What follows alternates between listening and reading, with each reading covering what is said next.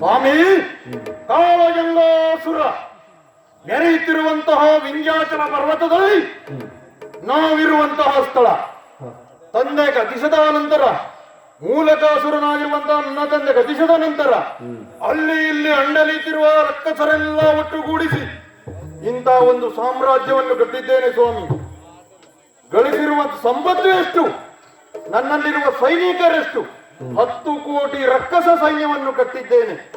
ಈ ವಿಂಧ್ಯಾಚಲಕ್ಕೆ ಬರುವವನು ಸುಮ್ಮನೆ ಹಿಂದಿರುಗಲು ಸಾಧ್ಯವಿಲ್ಲ. ಯಾಕೆ ಬಲ್ಲಿರ 7 ಸುತ್ತಿನ ಕೋಟೆ ಇದಕ್ಕೆ ಭದ್ರತೆಯ ಕಾವಲಿನಲ್ಲಿದೆ. ಸ್ವಾಮಿ, ದಿನವೂ ವರ್ಜಿಸುವಂತೆ ಆ ರುಂಡಮಾಲನನ್ನು ವರ್ಜಿಸಿದ್ದೇನೆ. ಜೊತೆಯಲ್ಲಿ ವನದುರ್ಗಿಯಾಗಿರುವಂತಹ ಅಂಬಿಕೆಯನ್ನು ಪೂಜಿಸಿ ನನ್ನ ಓಲಗೆಗೆ ಬಂದು ನಿಂತಿದ್ದೇನೆ. ಓಲಗ ಚಾವಣಿಯಲ್ಲಿ ಆಸೀನನಾಗುತ್ತೇನೆ. ಇಂದಿನ ವಿಷಯ ಏನು ಅಂತ ಅರಿಯೋಣ.